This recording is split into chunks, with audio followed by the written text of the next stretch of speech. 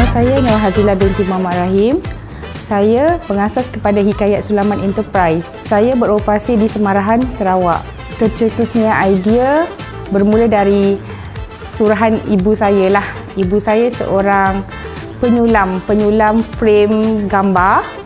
Dari situ tercetusnya idea bagaimana saya berniat nak beli mesin bagi memudahkan penyulaman ibu saya untuk frame gambar. Pada tahun 2010, waktu awal perkahwinan kami, ibu saya menyarankanlah untuk beli mesin bagi memudahkan proses menjahit baju suami. Dari situ tercetusnya idea menggabungkan teknik tradisional dan moden menggunakan mesin sulam. Penggunaan mesin sulam lebih efektif, lebih cepat, lebih laju untuk penghasilan produk. Kerana perniagaan perlu cepat. Tradisi adalah kekal tradisi.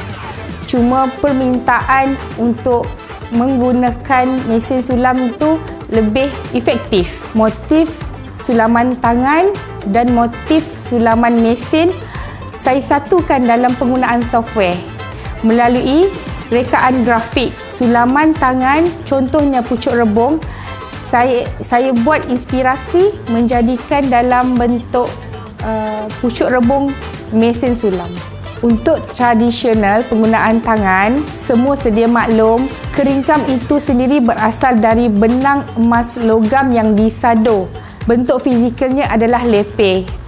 Tetapi penggunaan mesin adalah benang emas yang difabrikkan menjadi selembar benang untuk penggunaan mesin disado menjadi emas. Perbezaan utama produk Hikayat Sulaman adalah truvasi dari keringkam itu sendiri. Hasil unik keringkam adalah lebih utama berbanding dengan hasil sulam mesin.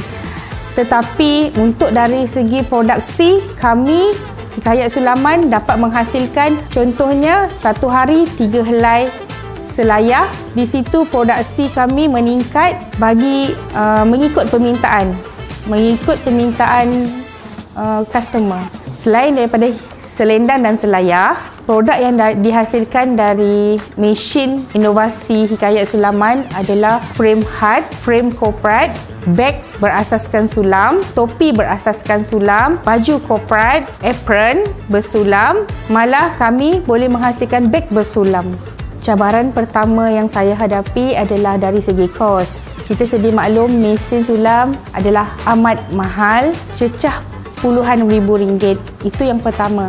Yang kedua adalah dari segi kos tenaga mahir pekerja. Yang ketiga adalah dari segi kos servis, kos rosak. Mesin sulam memerlukan modal yang besar untuk servis dan menukar alat ganti.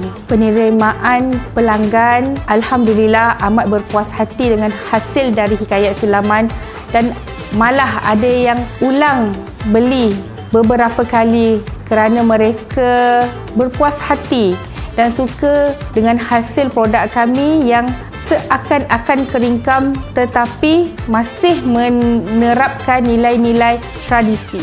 Bagi pendapat saya, sulaman mesin sulam komputer boleh pergi jauh.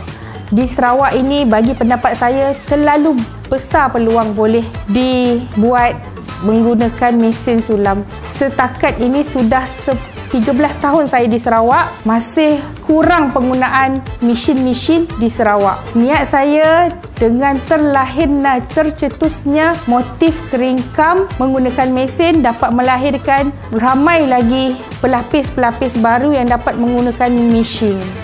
Harapan saya tidak lambat untuk belajar. Inovasi adalah sesuatu yang terus diperbaharui dari masa ke semasa. Belajar dan terus belajar. Sehingga ke hari ini saya masih belajar bagaimana untuk menggunakan mesin dengan baik. Saya menawarkan kelas sulaman berkomputer kepada yang ada mesin sulam, kepada yang belum ada mesin sulam, berminat nak beli mesin sulam, saya ada jual portable maupun industri, termasuk kelas belajar reka grafik dan kelas cara menyulam menggunakan mesin. Dan kepada yang berminat nak beli produk dari Hikayat Sulaman sendiri, hasil dari mesin-mesin kami, saya ada jual di galeri di Samarahan, Sarawak. Terima kasih semua yang berminat. Untuk dapat khidmat kami, boleh ke page Facebook kami, Hikayat Sulaman Enterprise. Terima kasih. Bye.